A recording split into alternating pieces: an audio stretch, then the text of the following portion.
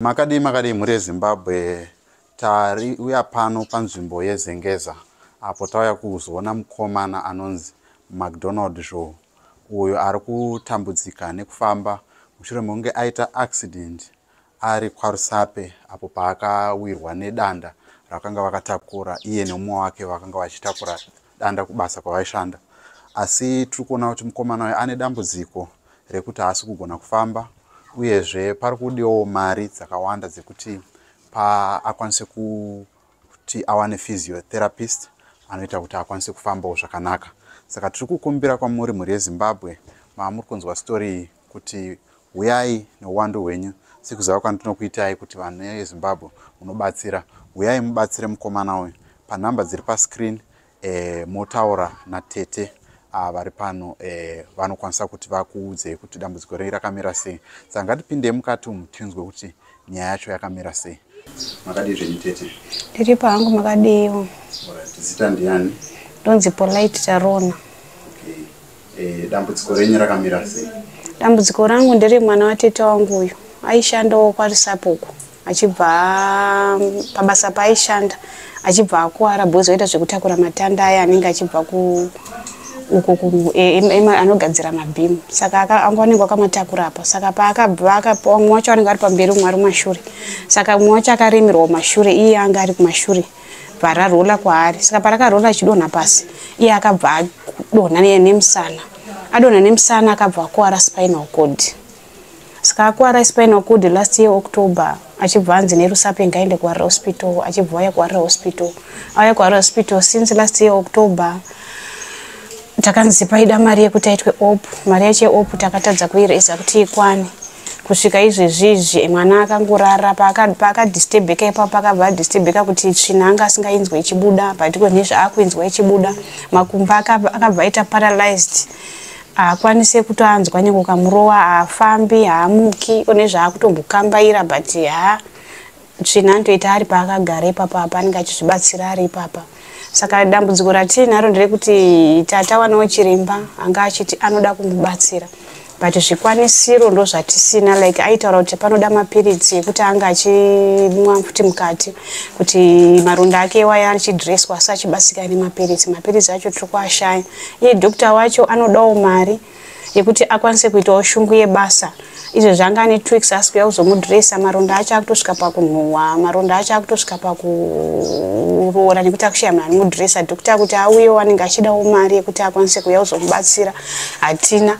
Saka pandakamuona last week akataura kuti kushanda nemwana ndinoda asi handina zvikwanisiro zvakaita semapiritsi majiendai ikunezvi akunidha wheelchair yekuti dai anga ine wheelchair hanzi anokwanisa kugarawo pawheelchair achibudawo panze. It was a spinal injury. So the first diagnostics, the medical diagnostics according to the injury, have been an injury to the spinal, the lumbar region. Okay. Right. So according to the diagnostics, which was meant with is Mutare General Hospital, they are saying he's paralyzed. Okay. So it's paralysis due to the injury to the lumbar region of the spinal. Okay. So that's why now he's not able to move his legs. Okay. The lower part of it, but the upper part of it is okay. Okay. So we are trying to maintain. So now which prolong the healing was the wounds. Okay. The wounds from the legs, and the coccyx. There's a wound at the back. All right, I saw it. You saw it. So now at this stage we are still managing the wounds. Okay. So from after managing the wounds, we are going to the physio. Okay. So to enable him to move his legs, the lumps and everything. Okay. So in briefly, shortly, I think that's it. Achikwanisa kuzvibatsira nechikafu chaicho kuti anyatso kudya kuti semunhu ari kurwara atisi kuzvikwanisiro zvacho zviri kunetsa. Tete wangu mai wemwana yeyu munhu akatoroorwawo kwaari but kuti wakwanise kubva ikoko kune marriage yavari kuti wakwanise kunyatsotarisa mwana uyu hapana. Baba wacho tete wanototi handitowazivi baba wacho Saka kuti tinobata hama dzababa wacho hatina. Izvo haana kana bhitsa, haana kana chitupa. Ari 23 years anga akarirwa nambuya wangu inini. Mai wababa, mai watete wamai wake. But wakashayika kudhara angati akunozogochekushawa marusape but zvakabva zvaendawo nepamwe. Saka ndinokumbirawo mhuri yeZimbabwe kudai takwanisa kuwana chibatsiro chekuti tikwanise kuwana mari yekuti arapwe because doctor ane hope yekuti anofamba. Akaitwa ma-exercise, akuda fees, ma-exercise kuti apota achiitwa ma-exercise, apota achidresswa maronda, apota achidii. But hatina mari yekuti aite fees, izvo zvada wheelchair, hatina mari yekuti aite wheelchair. Because anzi akabva pa-wheelchair anogona kuzoita huka ari maklash ayaya kuti afambe. Saka ndo zvana ndichikumbirawo mhuri yeZimbabwe haamuki haita sei. Saka izvo zvakutogona kubvisa ega mutsvina nenyaya yekuti haana anomubvisa zvekuti dai taiona zvikwanisiro aikwanisa kuwana kana nurse aid anokwanisa kumubvisa but hapana. Anongozviti akamisa ari pamubhedha anongokwanisa kuzvibvisa ega ozvipukuta pukuta nekuti haana zvikwanisiro zvakakwana. Miri wese musana uyu amaronda, makumbo acho maronda ese kubva kuzasuku haatonzwi nyange mukamurova anenge angori paralyzed. Saka tongoti mwana uyu inherera. Ini ndiri mwana watete wangu ndiri paground ndanga ndichiedzawo but zvinhu zvacho zvirikubva zvaramba zvakandiomera nekuti nyika yatiri kurarama inoda mari. Saka muri panapa ndiani anonga achimwana mukomana? Izvozvi holiday tete wakatumira kamwana kari ari panze kari grade 7 ndio wakatumira ngachimugeza.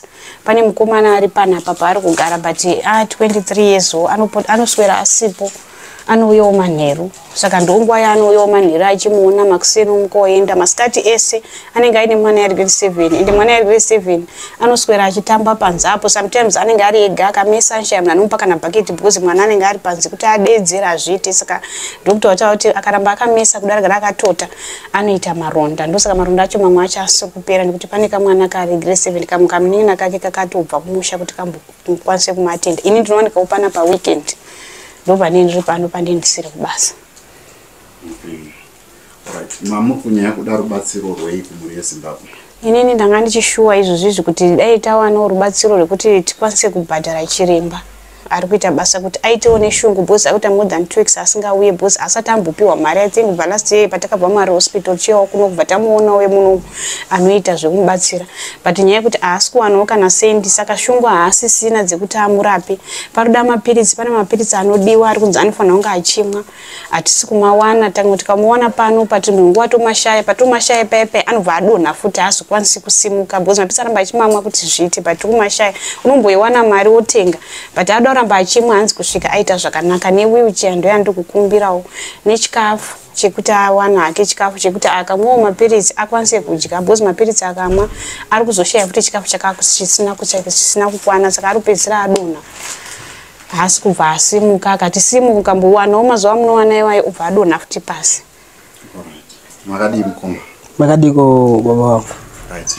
Titaurire chii chakaitika kuti muzosvika pacondition yamunayo?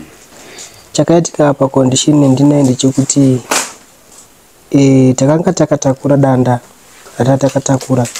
Munhu akanga ari pamberi pangu wandakajegera nemusana kuti asaremerwa ndiye akabva abva paposition yakanga ari. Pandasara ndakatakura ndega. Saka pakutakura ndega ndakabva ndaremerwa naro kusvika ndadonha naro pasi. Ndo pandakatwista musana ndadonha pasi. Ndo pandakabva ndakuwara spinal cord. Alright. Vanhu vekubasa kwamashanda vakati wokudii nenyaya iyi? Vanhu vekubasa kwandaishanda nanhasi vakangonyarara kubva October iyi. Alright. Hapana chavakati vakubatsirika? Hapana chavati vabatsira kana 1 vakangonyararawo. Alright. Saka uchibva ipapo wakabva waita sei? Makaenda kuchipatara? Ndakaenda kuhospital yekwaRusape.